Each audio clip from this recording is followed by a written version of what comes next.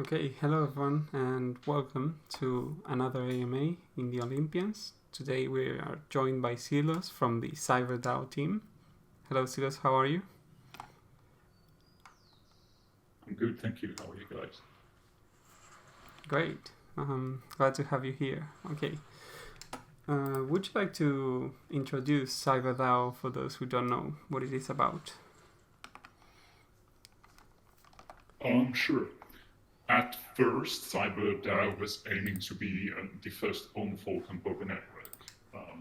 Since the beginning, it kind of evolved into, adding more features, not just doing rebasing and bonding and free basically. So we're trying to be, a DAO to the original sense of the word, not just free and forking on, but as in an organization, that is governed by its members and can take part in any kind of DeFi aspect, basically, which would be investing, doing partnerships, all that stuff. Okay, great. Why the Boba Network in particular? Because there are not that many projects right now on that chain. Why did you choose that niche kind of network? Two reasons. The first one is so we can have first mover advantage, because originally we wanted to go on Kronos network, but there was already like several own folks deploying them when we started doing the project. The other reason is that Boba Network smart contracts, they will eventually implement the ability to fetch data and run computation outside of the blockchain. And that allows some very interesting mechanics that will be added to the project. Okay. From all the folks that I've been tracking, because I've been tracking quite a lot so far, more than 100, let's say. And you guys seem to be the ones that put the most effort into the lore and all the reasoning behind, the drugs, Not City, and everything like that. Why is that? Why do you put so much emphasis into the lore? I don't know. I think it's just good fun, and it gives a way for people to get involved besides just the financial aspect of the project. Some people, they will like the lore, although they won't. But at least you'll have people discussing it, at least a tiny bit. So. Okay, that's a good reason. Could you talk about a bit more about your partnerships? Because I've seen your Twitter account, and recently you got some. I don't know if they are collaborations or retweets from Swap and other kind of Boba AMMs. Yeah. So basically, when we started, I reached out to the Boba Network team, Swap, and the Boba Banks team, to really get in touch, asking for partnerships and stuff. So at the moment, we did a partnership with Boba Banks because you have some CyberDAO Boba Banks that are available. A partnership with Oolong is on its way. They will release like a limited edition NFT that will be a Cyber DAO theme and will have utility on our platform. And the third one is Hieroglyph, which is actually developed by a friend of mine. And this is kind of like the old Hieroglyph on Ethereum. It's like NFT that are generated on the fly that you can tweak, without properties or something. So it's quite innovative, actually. Okay. And we're hoping to make more partnerships, in future as well. Oh yeah, I was gonna ask that.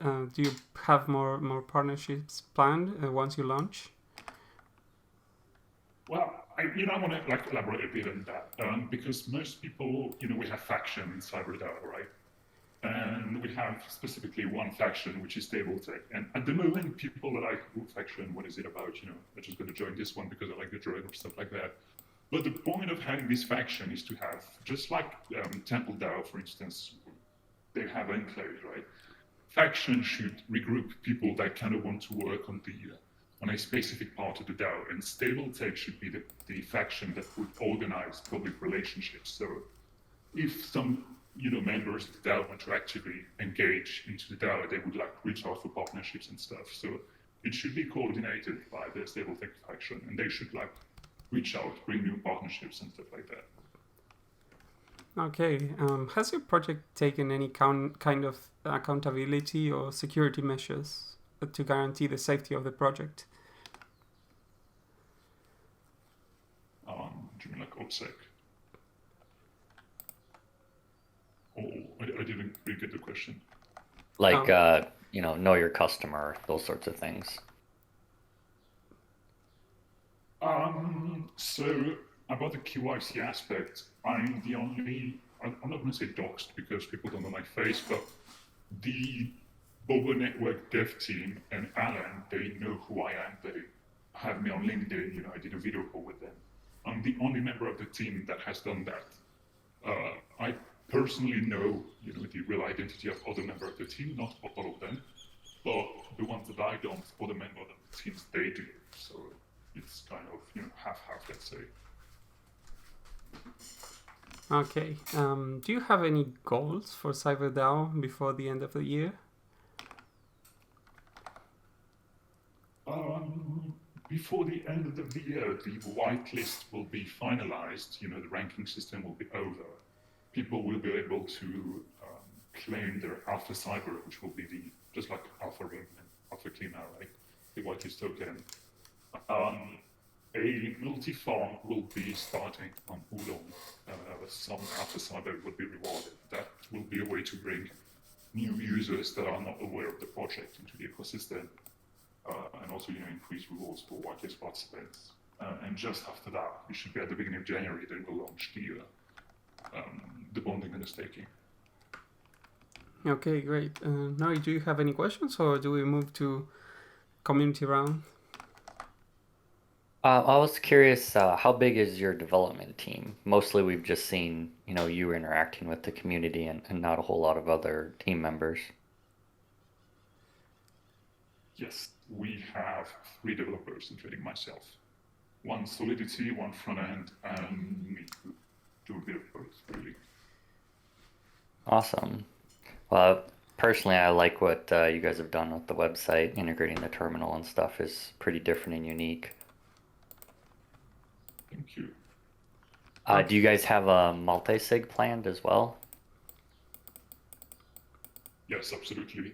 It's not available at the moment on Boba Network, but as soon as it will, we will, move the treasury access to the multisig, and hopefully, Alan could also, join. It would be good, I think. Awesome. Well, I don't have any other questions, so we can kind of look at what people have been asking. Okay, I just set the channel into slow mode, so you can send your questions to the team. We can also bring someone to start, so if you want to talk, just raise your hand. We already have one. Let's see.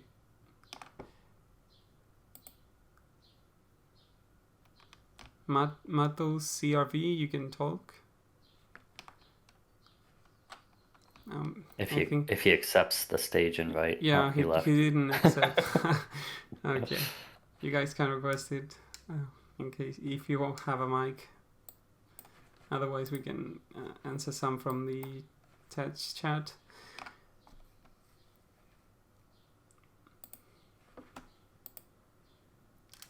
I can just start from the top of the channel then, I guess. Yeah, you can choose any question.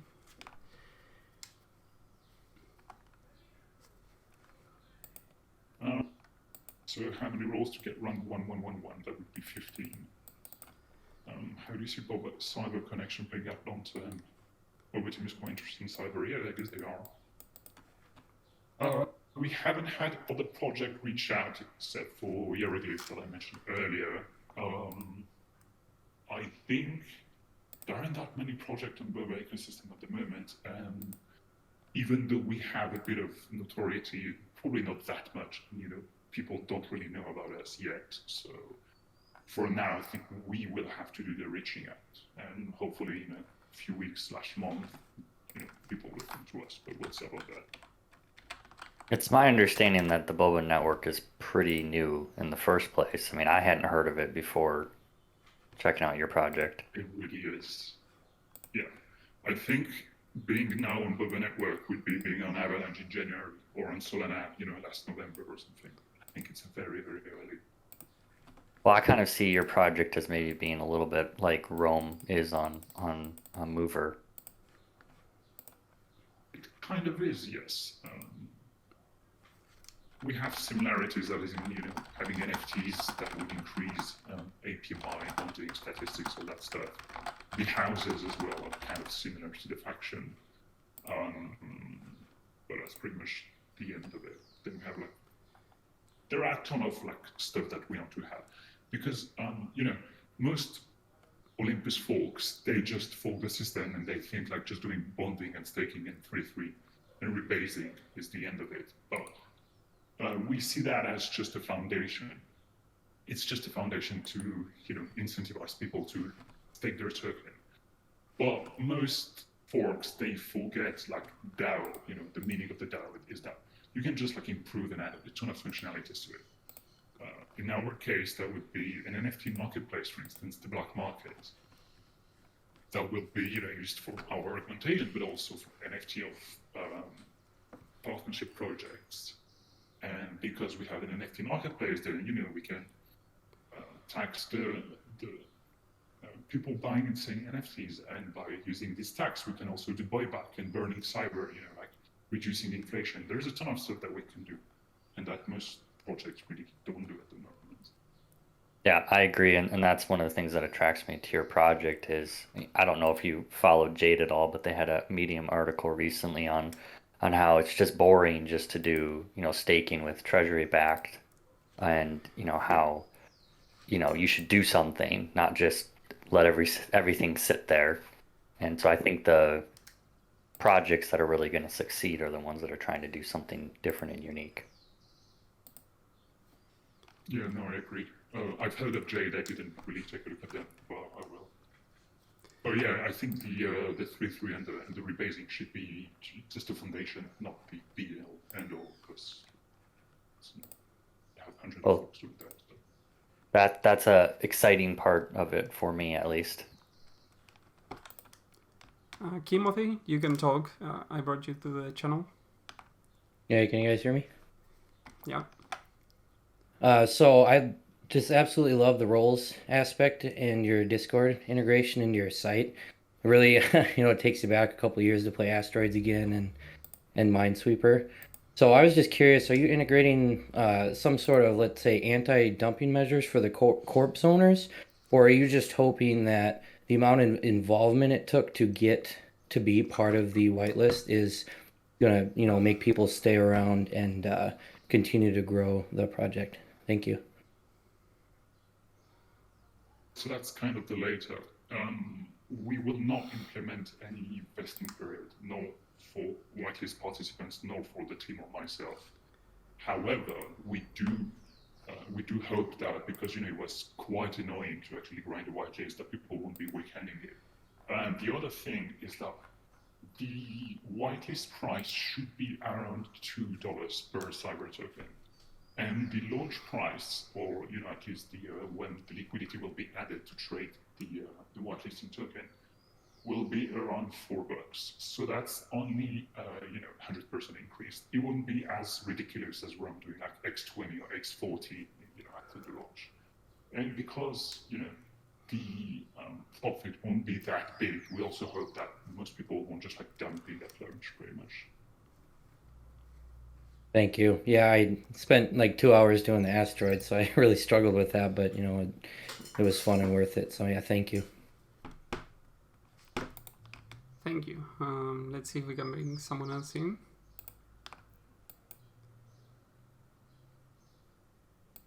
Or call him chucked himself out there. Let's see. Yeah, but they're not accepting it. It happened twice already that people do not accept. Okay, maybe you can read some from the TED's chat.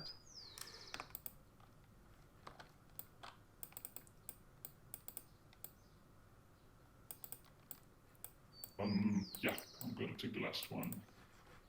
Black marketplace augmentation system, any hints on the events to release augmentation in the future? That's a good question, to be honest. We don't really know. We're going to release the first augmentation in a few days. It will be a trinket, like the bottom right slot. We still don't know how the augmentation will be released. Will they be available directly from the black market, or will they be, won by doing tournaments and stuff like that? That's still in discussion at the moment. But the first one will be available in a few days. It will grant bonus voting power and a few other perks. Okay, We got Panda. Panda Cake. Hi. Yeah, I was just wondering if you guys had any long-term plans or solutions to like ensure that CyberDAO like stick around in the Boba network. Yes, of course. If we can survive the bear market and stuff, if there is one.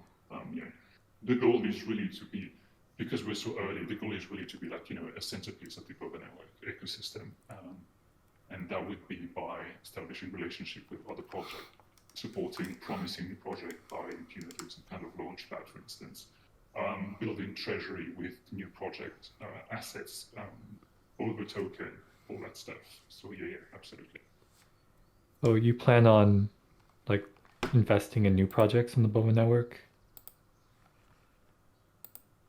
I mean, we plan on submitting all sorts of proposals, and if the DAO agrees, then why not? I mean, investing in promising a project would be a good way to grow the treasury as well. Okay. Okay, thank you.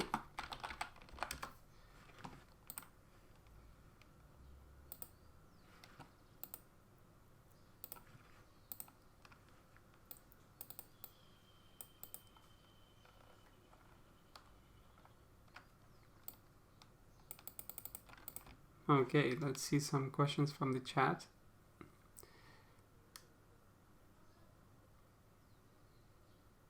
The last one mentioned NFT marketplace implementation.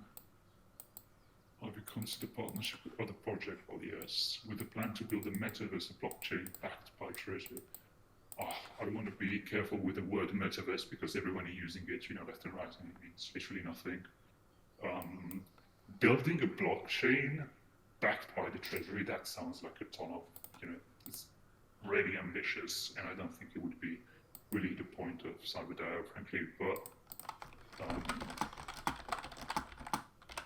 the idea would be just to have as many partnerships as we can, and to like be kind of, I guess, price ceiling. I don't know why would be doing that.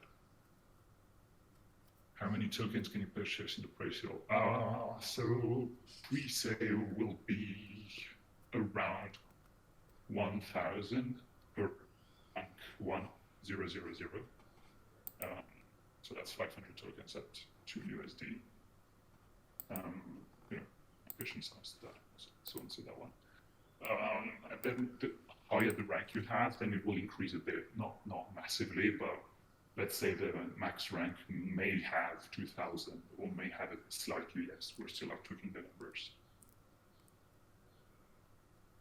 Onboarding game developers, frankly, I would like to, if we can, and if, first of all, we have to implement, properly the augmentation system, enabling people to tweak their strategies, also implementing the stake to thrill, which I haven't talked much about.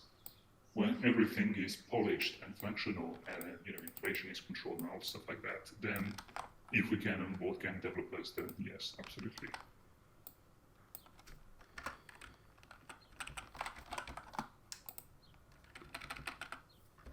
The black market. The black market is basically just an NFT marketplace, except that we won't list like every project. You will be mostly to list the augmentations, which are the CyberDAO exclusive NFTs, and also partner projects, just like Boba Banks, Oolong, and Yerogate for the moment. So that's just, where you can buy inside our NFTs. It will also, partnership project will have some royalties, will like go to their treasuries or developers. Some of the money that will be made on secondary markets will go to the DAO, and some of this will be used to buy back and burn cyber.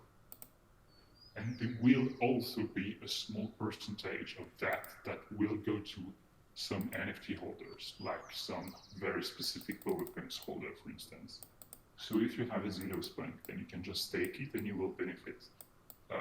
You'll have a percentage of the marketplace fees, or the long fees, for instance.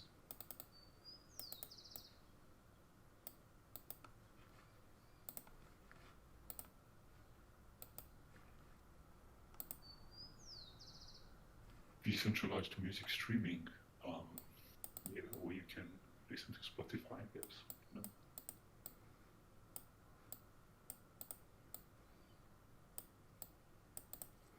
The Treasury be using cross-chain. Hopefully, no. And I say hopefully because we hope that Boba Network will be bringing, a lot of new projects and a lot of farms and stuff, so that we don't have to go cross-chain. Introducing cross-chain means, bridging. It introduces security concerns as well. If really the Treasury doesn't do much on Boba, then yeah, why not? We hope that we won't have to, basically.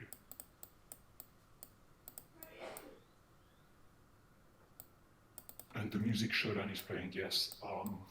We're using Mi6 bot, and it doesn't loop.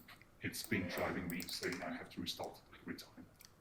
But, eventually it will work properly. Oh, speaking of Boba, you recently mentioned, Yep. Do you think the number of users on that chain could affect the growth of Cyber DAO? Or do you think your project will welcome a lot of people to the network? I have to answer yes to both questions, because obviously if we don't have users on Boba Network, then we will hit a ceiling at one point. We also hope that because our project is, quite novel and has interesting features and stuff, it will bring more users to Boba.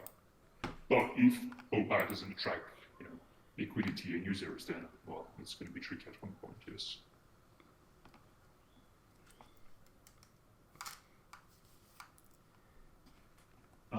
So yeah, the Stake to Thrill, I have to write an article about that one.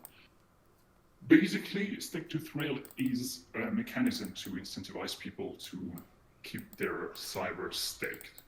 You can see it as a kind of the 3-3 together that Olympus has, except that you're not gambling on your own, you're gambling with your faction.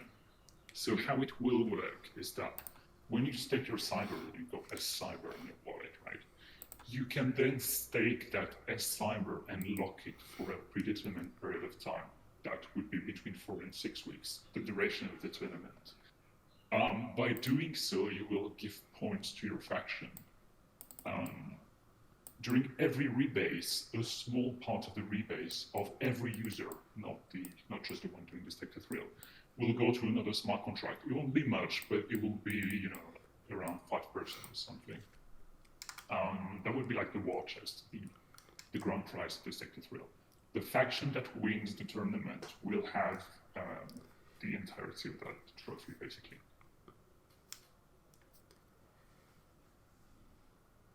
Okay, you guys can leave some more questions. We'll drop a few, and if you have a mic, remember you can request to talk, so we can bring you here. We'll answer a few more questions, and then we can see. Let's go.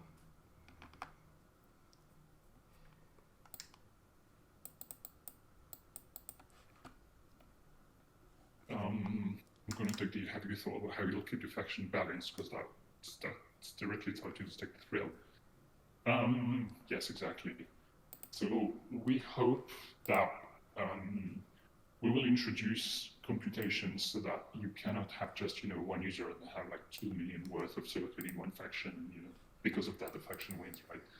It should have, and it will have, calculation to balance factions automatically. Like if there is one that has crazy amount of value, because it brings a lot of points to that faction, then users will naturally flock to that one. But because you're having more users, then the payout will be extremely reduced. And by doing so, well, people will go into the other faction and stuff. It will just arbitrage itself, basically.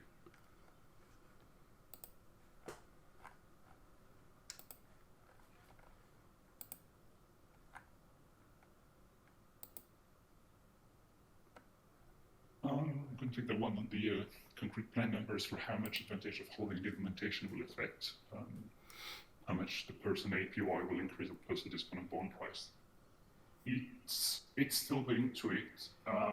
It will give a substantial benefit because we want to make it interesting to actually work on your strategy, equipping the augmentation that will actually fit what you want to do. Do you want to pay a higher bond price and have a shorter listing period and stuff like that?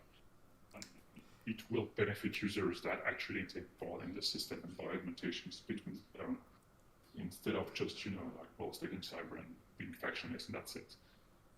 However, it won't give massive benefits as in 50% APY or crazy discounts like this. But it will be interesting enough so that people want to actually use them.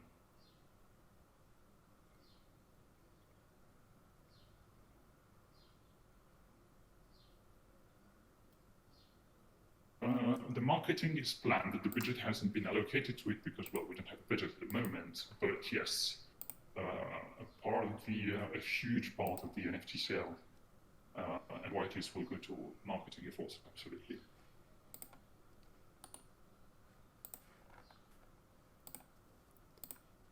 Okay, maybe one last question, and then we can close the AMA.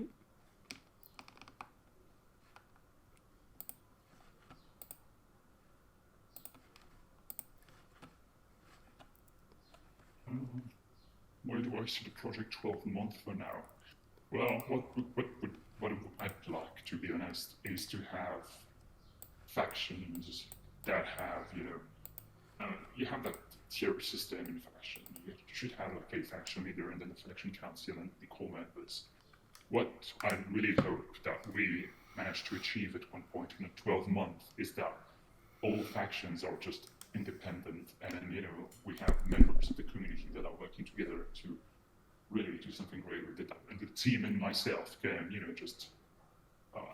just become like other faction members, or I'm not the architect lead, I'm just like another faction council member or something. We have 50, 60 different people working on the DAO, and it would be really cool, I think. Okay, thank you so much for your time, Silos. I'm sure you guys are working a lot on this project. So yeah, thank you for coming. Thank you all for listening, and well, hope you the best luck to your project. I'm sure you'll be quite successful. Thank you, guys. Yeah, thank you very much. Thank you all for coming as well. So yeah, that's it. Thank you.